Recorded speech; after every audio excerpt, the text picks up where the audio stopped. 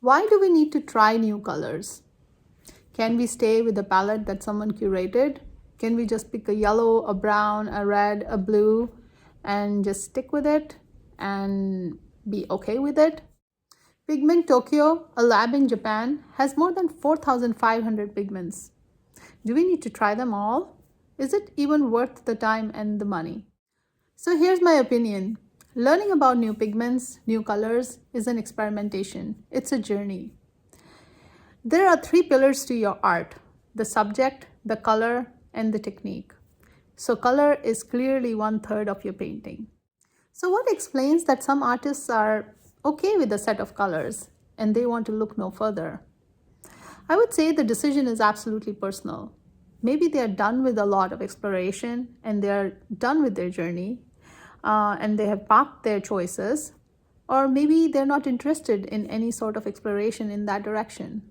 So, as far as I'm concerned, color is a vast area, a vast subject that amazes me every day. And the journey of looking into new colors and experimenting with new pigments is a thrilling one for me. So I'm exploring a new set of colors today. It is the Schmincke Supergranulation Deep Sea set. So stay tuned if you want to know what it can bring to your art.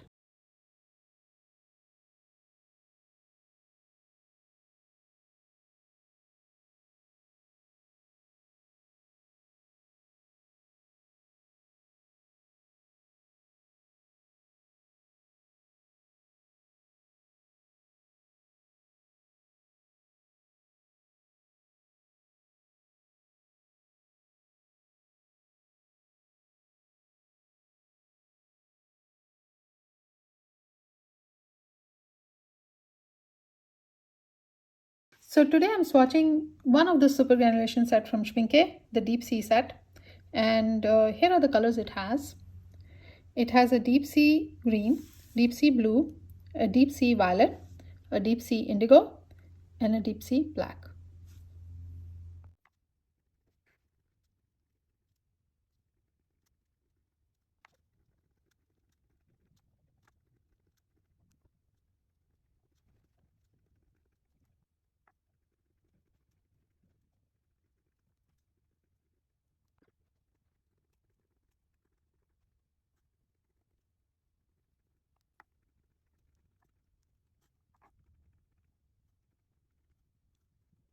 So here's the first color in the Deep Sea series of Schmincke.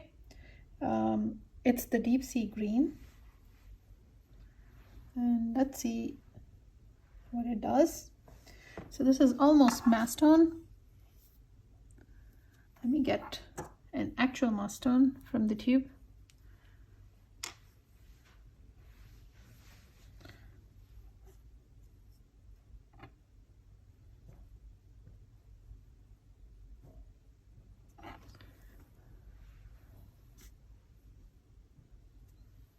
And now dip in water. Next level undertone. And now I will go after the absolute dilute version here.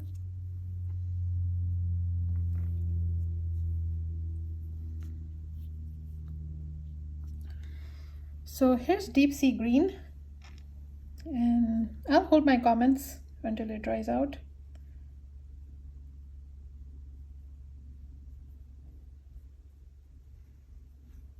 So apologies, the pigments here are PG18 and PB29.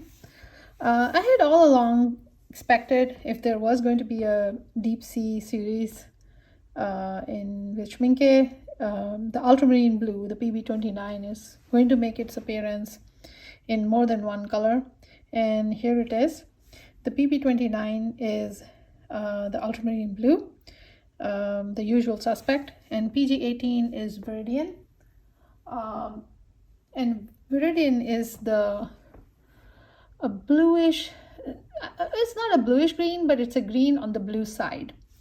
You know, if you do watercolors and if you do painting and if you do art, you know what Viridian is. So it's a cooler green. So this deep sea green is a combination of ultramarine blue and the Viridian. The next color is deep sea blue, and the pigments are PG50, PV16, and PB29. The PB29 is the ultramarine blue, of course, and PB16 is the manganese violet, and the PG50 is the cobalt green. So it's a green, violet, and a blue. I'm expecting a reddish blue. So let's see what it does. So here's the mass tone. It is reddish, but not quite as red as I expected, to be honest. So let's get the undertone.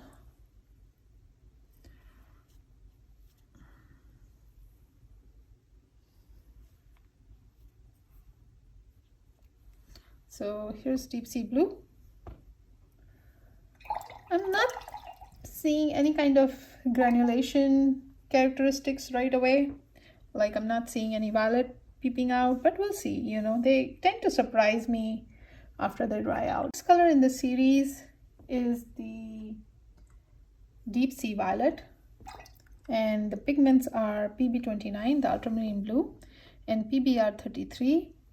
The name for PBR33 is zinc iron chromite brown. I believe it's the mahogany brown, but don't quote me as yet. So it's a brown and the ultramarine blue. So here's the mass tone for you. Here's dip in water. Let's go for the undertone.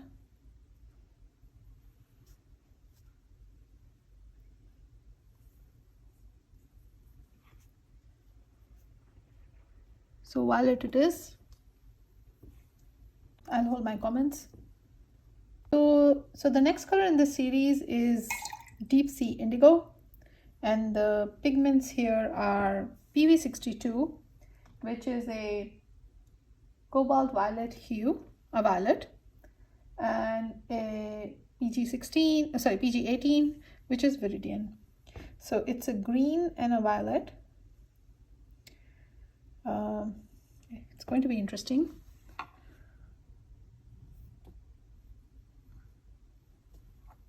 Let me get a deeper mass tone here. So here it is. It is greenish.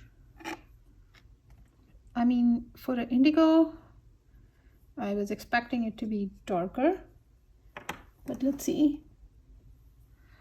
So it's a mass tone, a slight undertone, and then I will go for the absolute undertone here.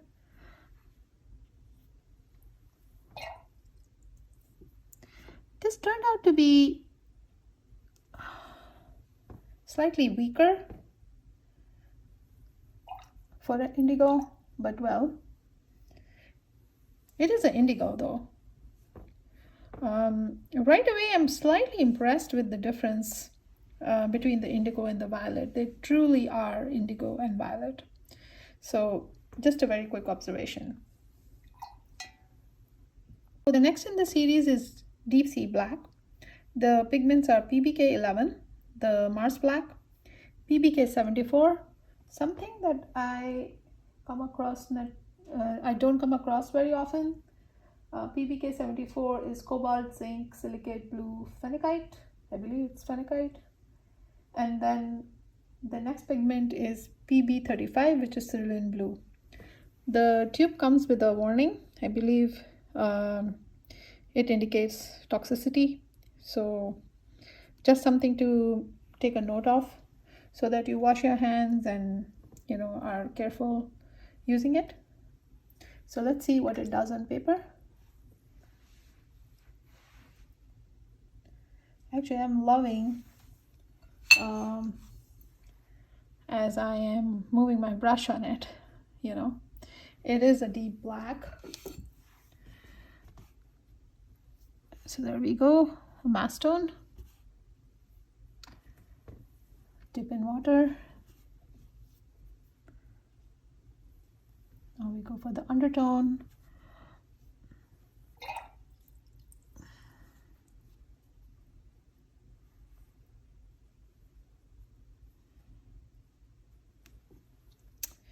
There you go. And I want to show you the tray one more time. So this is how my tray looks with all the deep sea series colors. You can see the separation of the pigments here. You can see the brown and the violet separating in the deep sea violet. You can see the green and the blue separating in the deep sea green. The blue also shows some kind of separation, but you see more of a blue and less of a green. The green is, the black is still kind of, something that I just put on the tray, so we don't know what the separations of the pigment would look like. And the indigo, like I said before, it's a little weaker. To me, these three pigments are very close to each other. And as other artists have noted, there is repetition in this series. And I would not hold Schmincke for that, because the whole idea here is to give you various combinations of different pigments. And you don't have to buy everything. And that's the whole point of swatching and, watching other artists swatch, so that you can pick and choose what you want to purchase.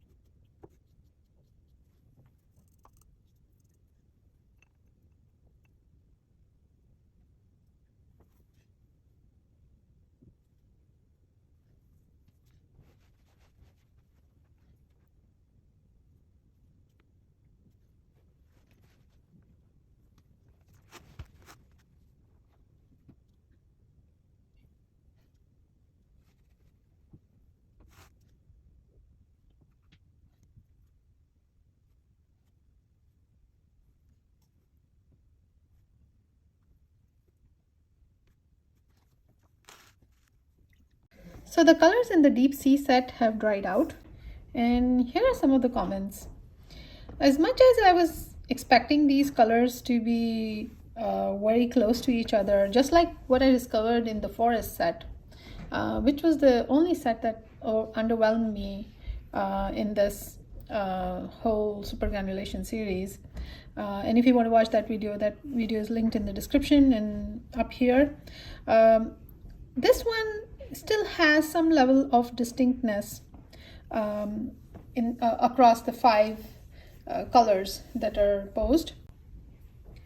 The deep sea green, the deep sea blue, and the deep sea indigo, they sort of look similar to each other, but I don't think they are. They are distinct. The deep sea green and the deep sea indigo I thought would be so close that I could just buy one and not the other, but I'm having a hard time choosing one over the other. I like them both. I like that the deep sea green gives me a very deep moss tone, and that deep moss tone in indigo is hard to achieve. And even if you achieve that, you can see that this is distinctly violet and this one is distinctly deep green. I think the viridian comes through over here and the violet comes through over here. And this one is still there's a lot of violet in it, and this one has a lot of green in it. So the more I look at them, the more I feel they're different. And the deep sea blue, of course, is a reddish blue, and it is different from the other two. So I kind of like all three of them. If I had to choose one between the green and the indigo, I'm going to have a tough time doing that. The violet steals my heart, and I have seen this kind of violet in the other set, but there's something about this violet that I love. And I would say that is the best color among the five, and the close second is going to be the deep sea green for me. The black I had expected it to be deeper, but it is not. It's more on a gray side. So, and I have seen other blacks, and this one is something that I could very well leave out if I needed to. But other than that, I could have picked all 4 of these. Now that said, if I were to do a deep sea landscape, I mean, these are not the only colors I'm going to have on my tray, right?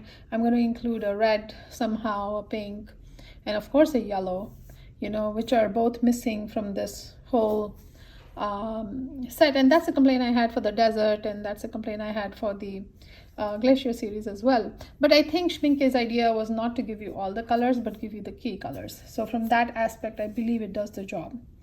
So here it is, and like I said, there is repetition, so it's not like you have to get all 5 of them, but there are a couple here that seem to be very unique and seem to steal my heart. So I also want to show you the entire palette of 40 colors, 40 supergranulation colors, so that you can easily see some repetitions or some colors that are very close to each other. It is clear here that the galaxy blue and the glacier turquoise are quite similar. And I would say deep sea green is also similar, but it is slightly more deeper than these two. So if you were to choose, were you looking for a turquoise granulating color, you could either go with galaxy blue or you could go with the glacier turquoise. So those are the two that I feel are pretty close to each other. The forest series have many that are actually replaceable. And you can clearly see over here the forest green and the forest brown are very close to each other. And so is the Shire blue. Although it's a little bit bluer, but I can contend the Shire blue, the forest green, and the forest brown are something that you can choose between. You're going to have a similar choice across the browns. If you look at the haze brown and the forest gray, they are pretty darn close. Same goes for the haze blue and haze indigo. They're very close to each other.